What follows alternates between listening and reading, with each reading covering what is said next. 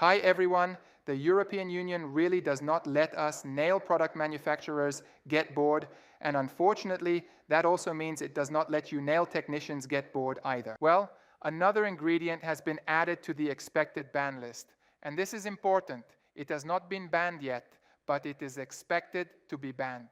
So I wanted to let you know in advance so you can also start preparing for it in time. Which ingredient are we talking about? It is none other than Tetrahydrofurfuryl Methacrylate. Whoever can repeat that after me gets a high five. But don't worry, I'm going to say it a few more times. So what do you need to know about Tetrahydrofurfuryl Methacrylate?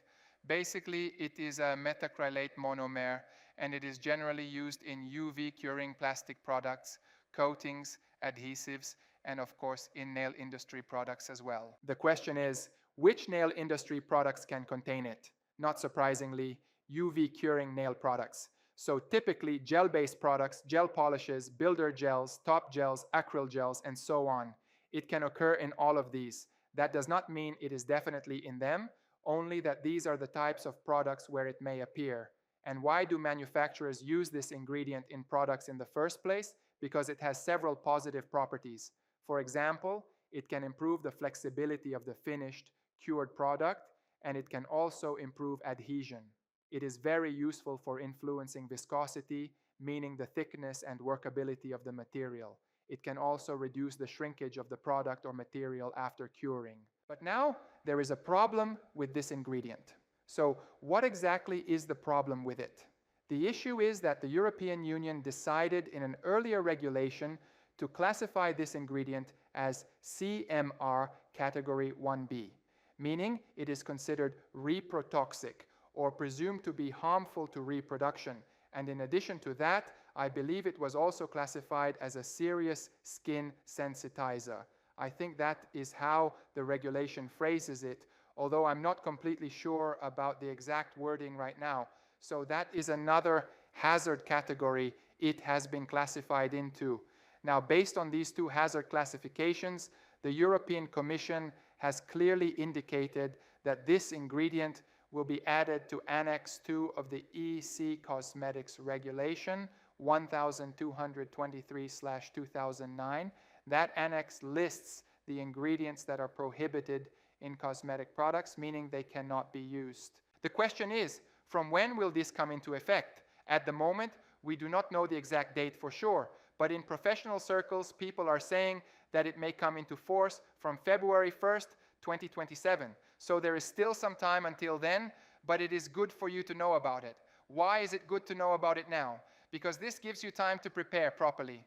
We all know very well from the whole TPO situation that when a ban comes into effect, it does not only mean that the product can no longer be placed on the market or that it can no longer be sold from that date.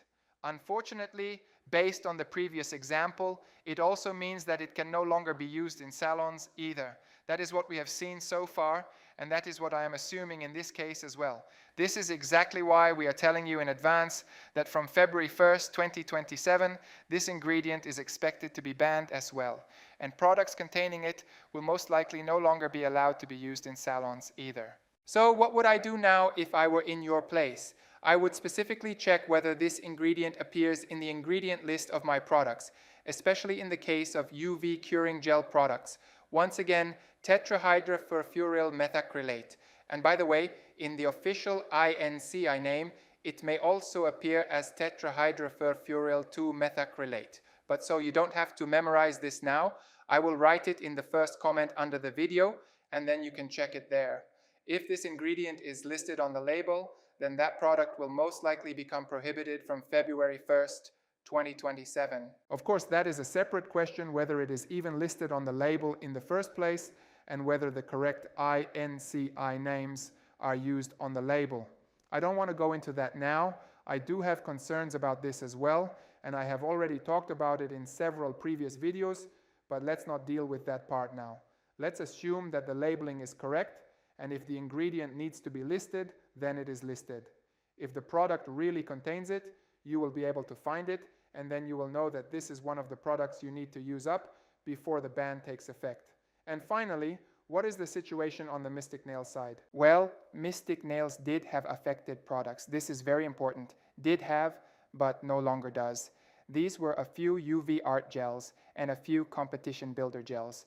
But from mid-June 2026, so basically for a little over a week and a half now, we have completely switched production to tetrahydrofurfuryl methacrylate free versions. So from now on, if anyone buys any of these products that may have contained this ingredient before, the new productions and the new batches will no longer contain it. And if you bought any of these products earlier, it is worth checking them. Once again, February 1st, 2027. There is still time until then, but let's prepare for it.